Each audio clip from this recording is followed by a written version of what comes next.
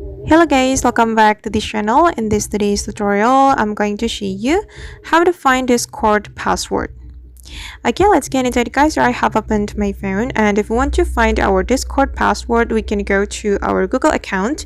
First of all, I'm going to open up my Google application, and I'm going to open my Google account I used to create Discord account. I'm going to click on my profile, and I'm going to click on Google account, and here we have to go to the security menu. Okay, and you have to scroll down until you find the password manager, this one. Okay, and here you will be able to find your Discord account. I'm going to click on discord.com. Okay, and then here we'll be able to see our password. You just need to click on this icon to get your password on Discord.